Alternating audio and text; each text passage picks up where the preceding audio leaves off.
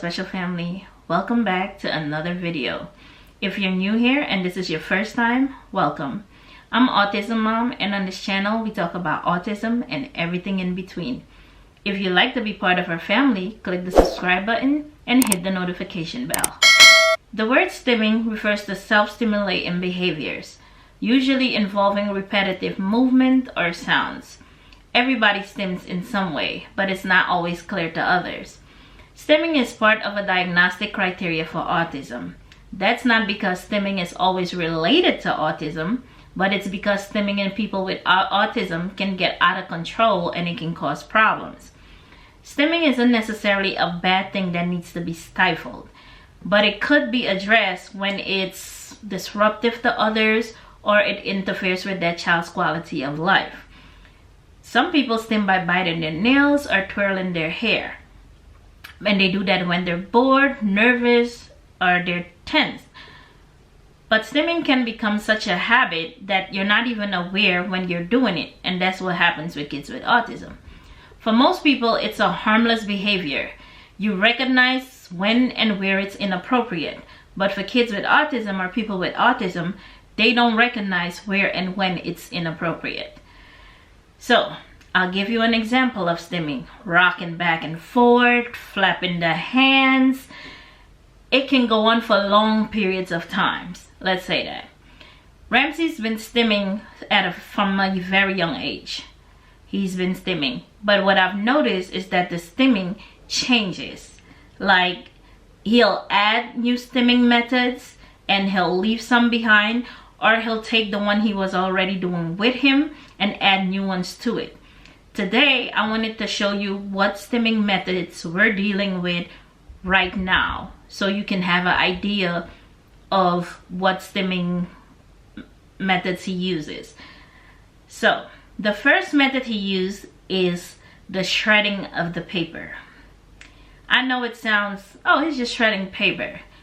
But Ramsey goes to the printer, takes a sheet of paper, and sit there on the floor while making the sound, something like and then he'll sit there, make that sound, and rip that paper into 1,000 tiny pieces. And you see that it calms him down. Like, he will really sit there and concentrate on it while making that sound and rip it into 1,000 pieces. It'll be all over the floor, and I can't vacuum because he can't stand the sound of the vacuum. So that day, I have to wait till he goes to school the next day so I can vacuum that away, or I have to pick it up with my hand or sweep it up with a broom. So those are my options at that time. But that's one form of stimming that he recently introduced to me, that he brought into the play. So the next form of stimming is water bottles. So if you leave a water bottle and it has like maybe this much water in it, he would take the bottle and just sit there and shake it. He wants to see the bottle move. But then if shaking it is not doing it for him, he'll sit there and roll it on the floor. He'll watch the bottle roll and the water will just be going. So that excites him. Stimming can do two things. It could either calm them down and they're into it, or it can set them off and spiral them into a meltdown. In Ramsey's case, it's either or. So I have to pay attention and see which one is calming and which one will spiral him into a meltdown. So these that he's been doing lately, I haven't seen meltdown with them yet. But once I hear that the sound starts become really intense, I stop it.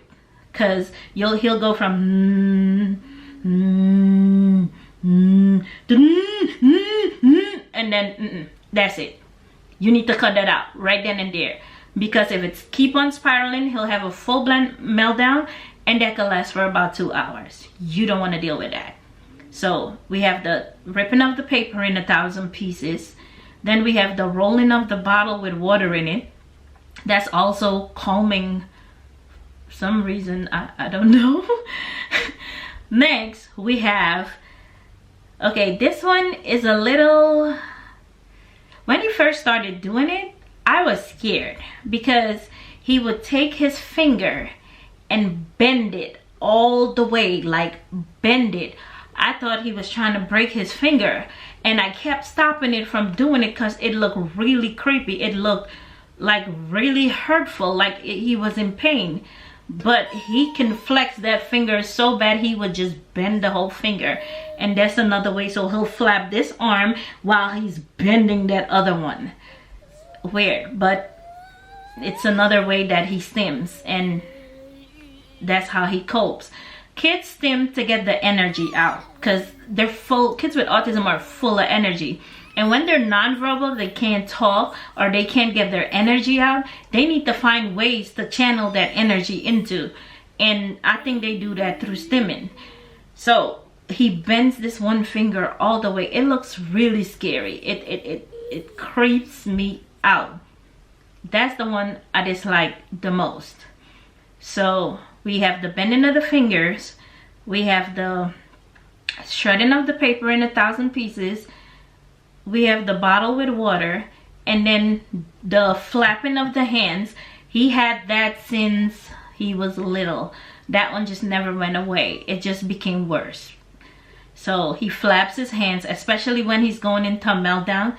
You see that he starts running back and forth while flapping his hands, and he makes high jumps. Like, you'll see that his run changes. When his run changes, click, he's going into meltdown. Pay attention. But he'll start doing the flapping the hands and start sprinting back and forth with high feet, like high jumps. So I know he's going into one. I need to pay attention, calm him down, stop whatever is the trigger. Yeah, so those are the stimming signs that he has with him right now. Over the years, there hasn't been much changes in them. He just added more. So that's today's video. I hope you enjoyed it, and see you in the next video. Bye.